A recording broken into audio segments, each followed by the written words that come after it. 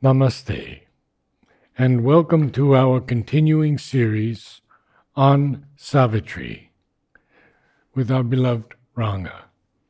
It is, for me, the highest thing we could attempt to try to understand with this mind something that was written far above the mind, but we do our best. We are on page 29, the Yoga of the Soul's Release, which is for us mainly autobiographical. And we begin with the line, a consciousness of beauty. A consciousness of beauty and of bliss, a knowledge which became what it perceived, replaced the separated sense and heart, and drew all nature into its embrace. The mind leaned out to meet the hidden worlds. Air glowed and teemed with marvelous shapes and hues. In the nostrils quivered celestial fragrances. On the tongue lingered the honey of paradise. A channel of universal harmony, hearing was a stream of magic audience, a bed for occult sounds earth cannot hear. Out of a covert tract of slumber self, the voice came of a truth submerged, unknown, that flows beneath the cosmic surfaces, only mid an omniscient silence heard, held by intuitive heart and secret sense. It caught the burden of secrecies, sealed and dumb. It voiced the unfulfilled demand of earth and the song of promise of unrealized heavens and all that hides in an omnipotent sleep. So, let's remind ourselves that he is describing the experiences of Ashwapati the king, who has now entered into the spiritual planes of consciousness. And all that he is describing, he is experiencing in the higher planes of consciousness. The words will themselves tell you where he is. Okay, so he has told you earlier, he heard, he saw, a vision came of higher realms than ours. So all these things he has already been describing. And now he says, a consciousness of beauty and of bliss, a knowledge which became what it perceived. So obviously a knowledge which became what it perceived, it's a identification. You identify yourself with whatever you want to know. Okay. And also interestingly, a knowledge which became, and knowledge is Chit, and became is the Shakti. So they have become one. Chit Shakti has become one. Purusha and Prakriti have become one. Okay. Replaced the separated sense and heart. Now, the separated sense and heart is at our level. Separated from what? Separated from the others. You are in your egoistic consciousness, but that consciousness has now been replaced by a knowledge that is identity, and you are also experiencing beauty and bliss. So, and drew all nature into its embrace. So, identification with nature. Now, that's very interesting because nature's embrace, it reminds you of a poem which Sri Aurobindo himself has quoted from Wordsworth. And this poem is a perfect example of identification with nature. Okay, so it's a very small poem. I'm reading it out to you. Sri Aurobindo has mentioned it himself in the synthesis. A slumber did my spirit seal. A slumber did my spirit seal. I had no human fears.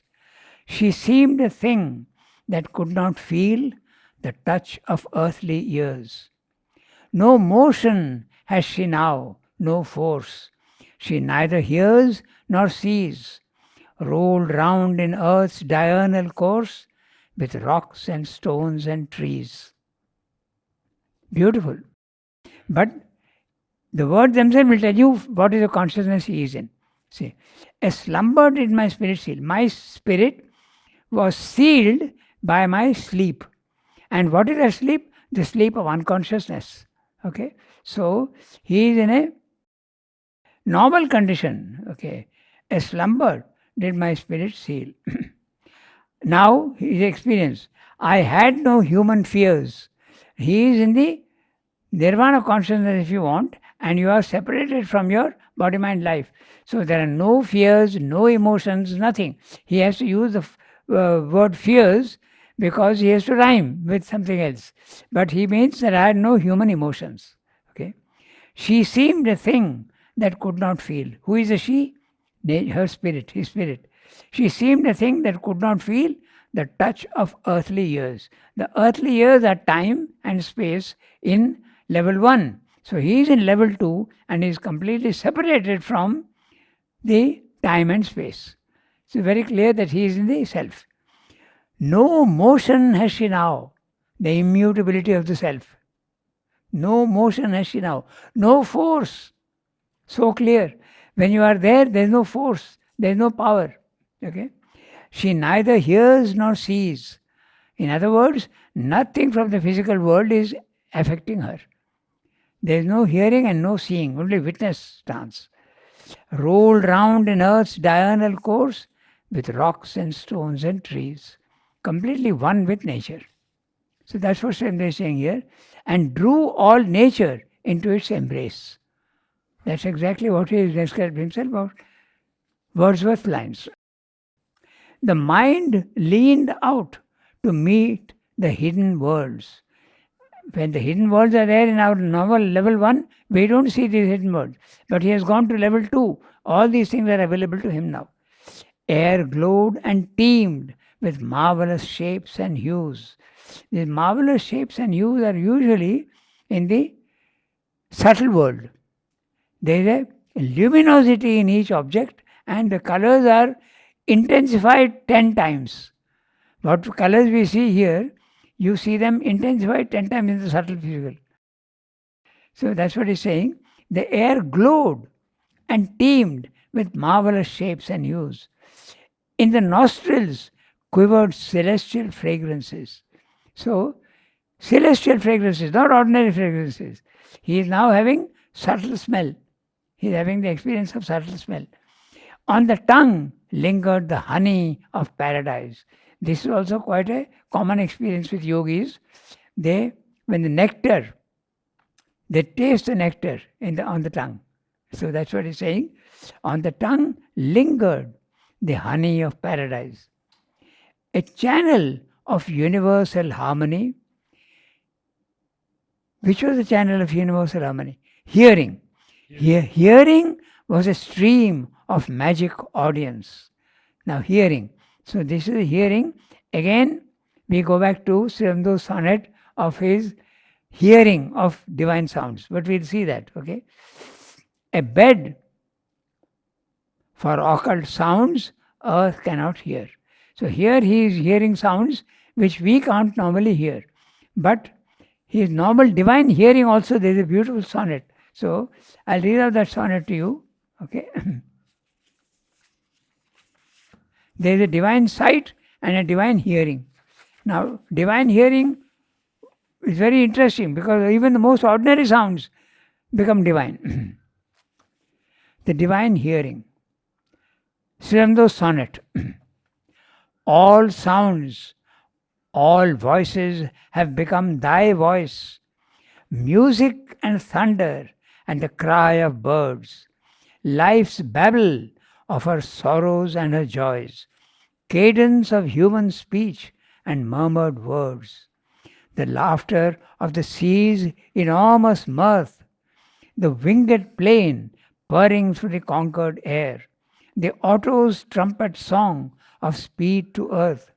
The machine's reluctant drone, the siren's blare, blowing upon the windy horn of space, a call of distance and of mystery. Memories of sun-bright lands and ocean ways, all now are wonder tones and themes of thee. A secret harmony steals through the blind heart, and all grows beautiful because thou art. So he is hearing. All the ordinary sounds have become divine. So that's what he's saying. The last two lines are so beautiful. Yes. A secret harmony steals through the blind heart, and all grows beautiful because thou art. There is also the divine sight, okay? That when we come to it. So hearing was a stream of magic audience. A bed for occult sounds earth cannot hear. In the sonnet, he is talking of sounds which one hears in the physical world, but they have become divine. Now here in Savitri, he is talking of sounds that normally we don't hear on earth. A bed for occult sounds earth cannot hear. Out of a covered tract of slumber sleep, the voice came of a truth submerged, unknown. So now he is hearing these voices also. The slumber self. Slumber self. Yes. The voice came of a truth submerged, unknown. You have something else? Slumber self. Out of the covert tract of slumber self. Now, what does he mean by slumber self? Okay.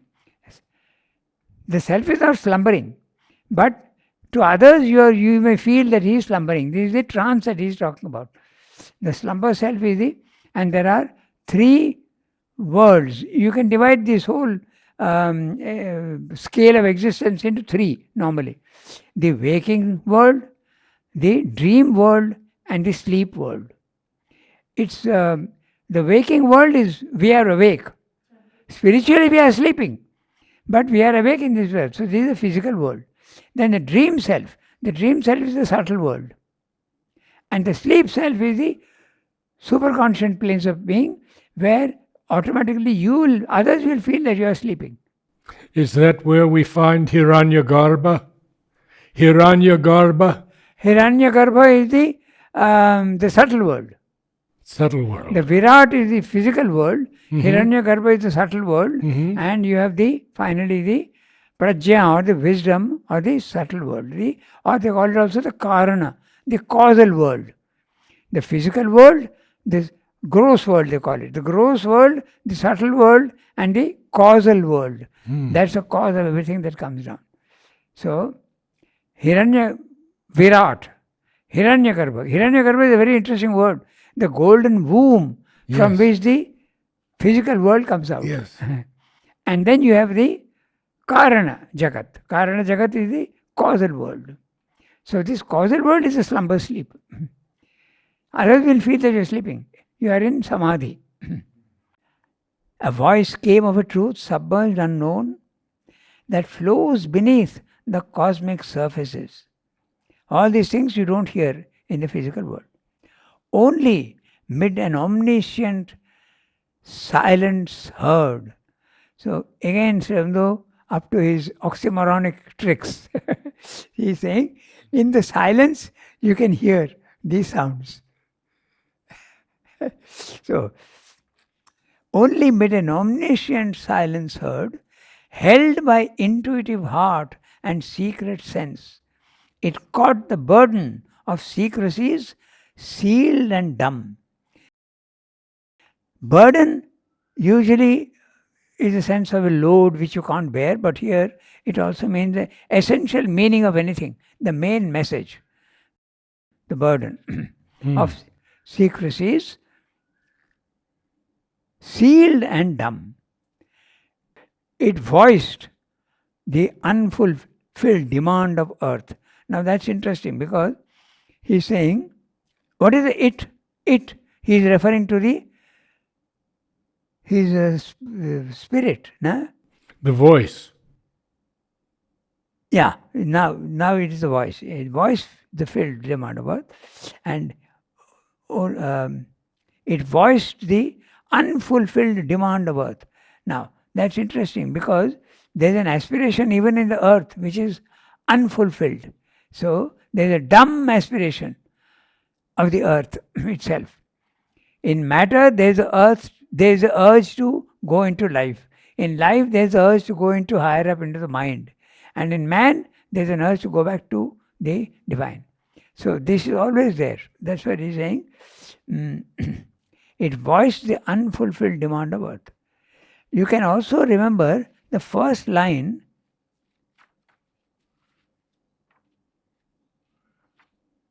A world's desire compelled her human mortal birth. So that's exactly the world's desire. There's an aspiration even in things which are seeming to be absolutely. So, and why did he use the word demand? The demand of earth. Yeah. Strong. Yeah. That aspiration is very strong. Very strong, yes. But it is countered, that aspiration is countered by the grossness of matter. It pulls it down again. So that's why it is so slow. And the song of promise of unrealized heavens, and all that hides in an omnipotent sleep. Normally sleep is not at all potent. It is the opposite of potency. But here, omnipotent sleep. So sleep, he is talking of the third level. Omnipotent sleep. Sleep is suggestive of silence, non-action. So all this, that's why sleep. And also, you are away from the physical world. You are in the trance. So omnipotent sleep. Interesting phrase he is using. We go further. In the unceasing drama carried by time, on its long listening flood that bears the world's insoluble doubt, on a pilgrimage without goal, a laughter of sleepless pleasure foamed and spumed, and murmurings of desire that cannot die. A cry came of the world's delight to be, the grandeur and greatness of its will to live, recall of the soul's adventure into space, a traveler through the magic centuries and being's labor in matter's universe, its search for the mystic meaning of its birth, and joy of high spiritual response, its throb of satisfaction and content, in all the sweetness of the gifts of life, its large breath and pulse and thrill of hope and fear, its taste of pangs and tears and ecstasy, its rapture's poignant beat of sudden bliss, the sob of its passion and unending pain. Okay, so yeah, not to go. So what's the description he's giving actually? So Yes. he has entered into these worlds, and when you enter into these worlds, you often enter into the worlds which are the involutionary worlds. I want to make a small point here. Later on, there is a chapter called The Glory and Fall of Life. Yes. So, actually what happens is, when the divine is manifesting himself, he is starting from knowledge and light and beauty and truth. So the worlds that come down are diminishing in consciousness and diminishing in Power. in power and ananda and all. There is a diminution, but there is not necessarily any distortion and no falsehood. So this is an involutionary descent. But when there is an evolution, you are starting from what? You are starting from absolute darkness and ignorance and unconsciousness. So it's a very slow ascent because you don't know where you are going. Every step there can be error. Whereas this is a double ladder, what Srimdo calls. It's a double ladder. There is a ladder of descent, which are pure worlds. That's why the glory and fall of life. The glory of life. So there's some description here of the glory of life. Would that apply also to his symbol? To? Sri Aurobindo's symbol? Yes, that's right. Because there is a descent and then there's the aspiration. That's right. And the perfect manifestation would be the square, in which the avatar is there, the lotus. Yes. And the water. Yeah, and water. Multiplicity Yes. is a symbol of multiplicity. So, so these are the words. And Sri Aurobindo says that the evolutionary worlds are very slow and full of imperfection because you are starting. Your starting point is ignorance and darkness. So, he's in the unceasing drama carried by time on its long listening flood that bears the world's insoluble doubt, on an pilgrimage without goal. So this is the evolutionary ascent going on. Okay, so on its long listening flood that bears the world's insoluble doubt. You seem to have doubts which cannot be solved easily in the physical world. On a pilgrimage without goal. Without goal because you are going here, you have to explore, you have to go here, go there, go there. It's a constant search. So it's a seemingly without goal. A laughter of sleepless pleasure, foamed and fumed, foamed and spumed, which is superficial, and murmurings of desire that cannot die. A cry came of the world's delight to be, the grandeur and greatness of its will to live, recall of the soul's adventure into space. The soul's adventure into space and time. He has not mentioned time because it's poetry. A traveler through the magic centuries. So magic centuries, a traveler, all your past lives also. That's why it is centuries. And you are a traveler, going from the lowest to the highest. And beings labor in matter's universe, its search for the mystic meaning of its birth. That's the travel, the journey that you are doing, searching for mystic meaning of the birth. And joy of high spiritual response, its throb of satisfaction and content in all the sweetness of the gifts of life. So, its large breath and pulse and thrill of hope and fear, its taste of pangs and tears and ecstasy. So, obviously, in the sweetness of the gifts of life, okay, its large breath, again, breath is a, and pulse are attributes of the life, and thrill of hope and fear, all this is life. But its taste of pangs and tears and ecstasy, taste and tears, the alliteration is there throughout, okay. Its rapture's poignant beat of sudden bliss, the sob of its passion and unending pain. This is the description of the life planes. Both are there. There is pleasure, there is ecstasy, but there is also the sorrow and of passion and unending pain. The murmur and whisper of the unheard sounds which crowd around our hearts but find no window to enter, swelled into a canticle of all that suffers to be still unknown, and all that labors vainly to be born, and all the sweetness none will ever taste, and all the beauty that will never be.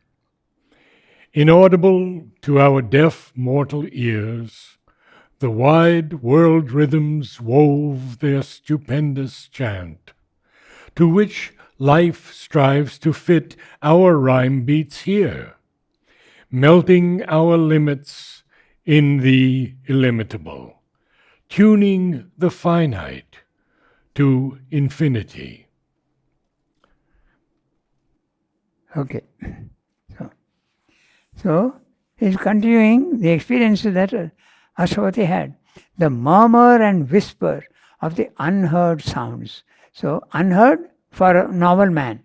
But here he is hearing all these sounds. The murmur and whisper of unheard sound. Note the sound value. Murmur and whisper. It's almost what is it called? Onomatopoeia. Yeah, onomatopoeia. Okay. The sound reflects the meaning, which crowd around our hearts but find no window.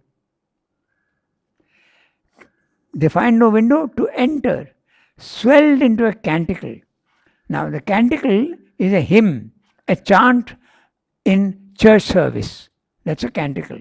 So, to enter and swelled into a canticle of all that suffers to be, still unknown. You still don't know, but there you are coming to know all these things. And all that labors vainly to be born. Okay. Again, all this is again reminiscent of a cry came from the world's delight to be. Remember? So he is repeating the ideas that there is some dumb urge coming up from the earth. And all that labors vainly to be born. And all the sweetness none will ever taste. These are all in the higher planes of consciousness that normally you don't accept here. You don't access here. And all the beauty that will never be. So, sounds very negative. All the beauty you never hear these things. But if you go there, you will hear. But whether you are going to hear and when we are going to hear, we don't know. But if you go there, all these are available. And all the beauty that will never be. Inaudible to our deaf, mortal ears, the wide world rhythms wove their stupendous chant. Note the sound effect. Yeah, the wide world rhythms wove their stupendous chant.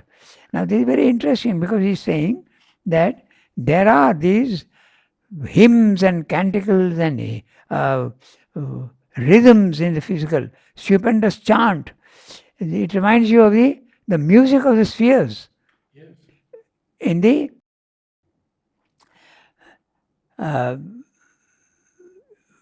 sometimes you can hear these and they are like a vast symphony. I heard it. And I told Mother. You told Mother? Yes. And what did she say? She said, "Is the music still with you?" I said, "Yes, Mother, it's always with me." And she said, "Not always." Since you have said that, let me also tell you that I also heard this once in a dream. It was a Western type of symphony, not Indian music. No. It was a Western, and it grew into a crescendo. Yes. And it filled the whole universe. It was stunning. Yes. I heard that only once. I heard Me that. too. And very short time also. Yeah. I did not hear it for long. It's a fantastic thing. That's what he's referring to. The wide world rhythms wove their stupendous chant, to which life strives to fit our rhyme beats here. It's a very small, our poetry and all these things are only, and songs and music is just a faint shadow of that vast symphony in the skies, the music of the spheres, to which life strives. Melting our limits in the illimitable, tuning the finite to infinity. We have alliteration in limits, illimitable, finite, infinity. Yes. So many beautiful things. All the time there is this.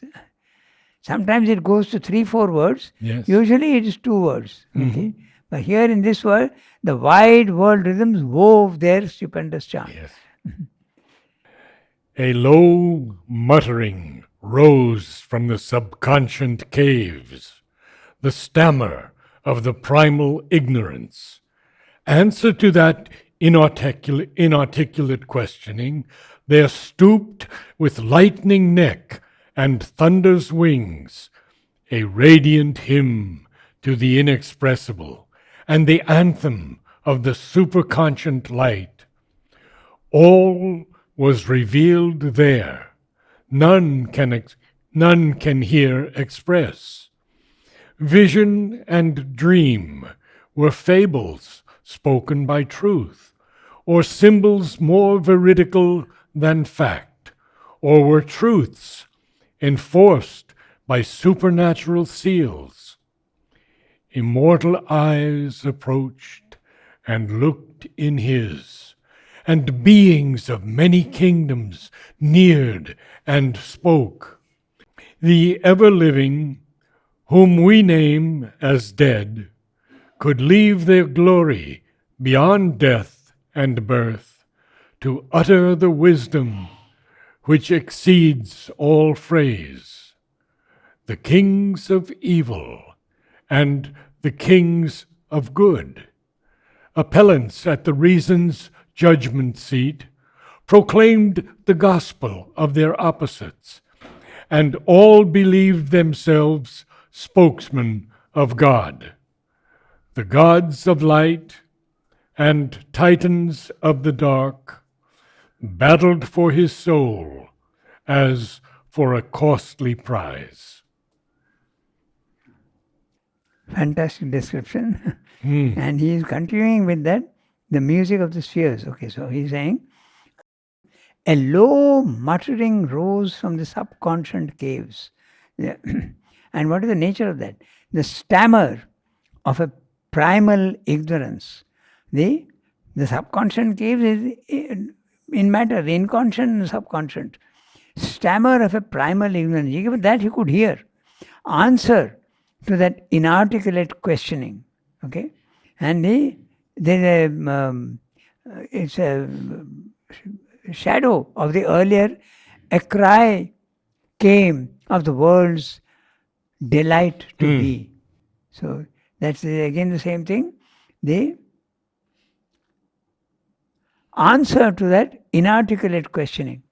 They're stooped with lightning neck and thunder wings. Note the image. They're stooped with lightning wing and thunder's wings. You see, the image of a bird coming down from heaven, answering. Okay, inarticulate questioning is being answered. Does it represent perhaps a kind of bird to you? Yeah, that's right. Yes. Because very clearly he's saying they stooped, it came down with lightning neck. The neck is lightning and the wings are thunder. Yes. Beautiful. Beautiful. Sometimes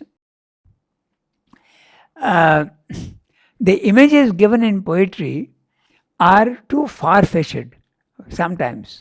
And they call it a conceited image. It's called a conceited image. Too far out. I find that sometimes in Ramayana. Okay? Images are almost artificial, you feel. But here, look at the neck is lightning and the wings are thunder. And Savitri has that bird who flies above her head also. Yeah. So, a radiant hymn to the inexpressible. All these words are again and again hearing, low muttering, hymn, anthem, okay, chant. You can see constantly he's talking of the... Yes, rhythm beats, rhyme beats. Canticle. Yes. All was revealed there, none can hear express. What you can't see here and what you can't hear, you all hear, everything is revealed there. Vision and dream were fables spoken by truth, or symbols more veridical than fact. In the physical fact is nothing compared to those symbols. Okay. Or were truths enforced by supernatural seals. So again they have an image. Symbols more veridical than fact, or were truths enforced by supernatural seals. But vision and dream being fables spoken by truth. Yes, that's right. Vision and dream were fables spoken by truth. Then there is a passage here which Mother has selected for music and painting. But before that we'll read further. Or were truths enforced by supernatural seals. Immortal eyes approached and looked in his, and beings of many kingdoms neared and spoke. Now, he is in touch with all the beings which are all in all these planes. It reminds you of Vivekananda, who came and spoke to him. Okay? So, beings of many kingdoms. There are so many. All these kingdoms which are there are populated by all sorts of beings. Gnomes and elves in the life world. In the mental worlds, the Gandharvas, the angels, the Kinnaras, all these beings are there. So there he is having access to all these. Even in our Indian scriptures we have Apsaras. Okay? And so these are all beings that live there. Amal told me once that he had a vision of an Apsara, and he said, unearthly beauty. So, in Love and Death, remember the place where he says, the Apsaras swimming and Yes. in the lakes or something like that. There is one reference there to that. So he's seeing all these things. And beings of many kingdoms neared and spoke. So, the ever-living, whom we name as dead. In other words, all the beings that have gone are there in the higher worlds. And this is what normally happens. When a normal man dies, his soul goes up and he meets beings that have gone before him and he knew very well. So it could be your relatives, it could be your very close friends, it could be all these things. I could share an experience of the second time I met with Sri Aurobindo. He was in the subtle physical. I knew it very well because I've been there before. And he is walking with two disciples. One is Nolini, who is alive, and one is Purani, who is dead. The ever-living we name as dead. Yeah, that's Incredible. right. Fascinating.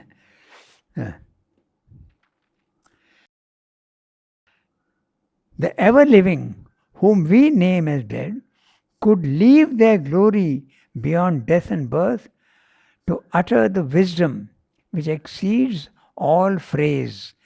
Phrase is symbolic of language. So, these are all, there is the wisdom which is beyond language. The kings of evil and the kings of good, the asuras are the gods he's talking about. Appellants at the reason's judgment seat. There's a whole image here we have to see. Proclaim the gospel of their opposites, and all believe themselves spokesmen of God. The gods of light and the titans of the dark battled for his soul as for a costly prize. So, they are arguing their own case, they are appealing. Each one is arguing in the court of judgment. It's an image. The gods are arguing their case and the asuras are arguing their case. They want to possess the soul of Asurapati. I have the right to this. No, I have the right to this. So, this is very interesting because I'm not very clear about it, but I remember he should be able to tell me. Mephistopheles. Mephistopheles. Huh? Mephistopheles? Nah. Yes. So, that is also there. There is a battle for the soul of the main character. So, this is not something unusual. It has been seen by many people. I think this is Goethe's Faust. Yeah, that's From it. Goethe's Faust. That's right. Yes. That's the one. I remember we had a film we had seen on this, and I was very young at that time, but it left a deep impression on me. This battle of the soul, the dark forces and the forces of light battling for your soul. So, the gods of light and the titans of the dark battled for his soul as for a costly prize. So, we can read a little more. A little more. Yeah. Yes. In every hour loosed from the quiver of time, there rose a song of new discovery, a bow twang's hum of young experiment. Each day was a spiritual romance, as if he was born into a bright new world. Adventure leaped an unexpected friend, and danger brought a keen, sweet tang of joy. Each happening was a deep experience. Okay. So, this is what Ashwapati is seeing. He's seeing all these light and dark, he's seeing all these gods. It's an adventure. So, there arose, and again there is an image here. In every hour, loosed from the quiver of time, it's an image, yeah. There rose a song of new discovery. He's going on discovering 100,000 things. Now, this is very interesting because Mother says that when you go into these worlds, it's a constant adventure. She says in the agenda that I can fill volumes and volumes and volumes of my experiences. I will not even be able to speak of them. So many experiences I'm having. That's what she says in the agenda. And that's very interesting. He's saying, there arose a song of new discovery, a bow twang's hum of young experiment. So you are experimenting and you are experiencing all these things. It's an adventure. So Sri Aurobindo is showing us here Yeah. with the quiver that holds the arrows and the bow twang of the bow. That's right. That's right. The bow Extraordinary. twang's hum of young experiment. And later on, there's a word that very closely relates that, the tang of joy. And the twang. So, the tang is the strong taste, flavor and smell. And twang is the sharp sound. Sound. Yeah, the ringing sound of a string instrument. Twang. It's onomatopoeic, the twang. So, there rose a song of new discovery, a bow twang's hum of young experiment. Each day was a spiritual romance. Everything, spiritual romance. As if he was born into a bright new world. Adventure leaped an unexpected friend, and danger brought a keen, sweet tang of joy. Each happening was a deep experience. Namaste.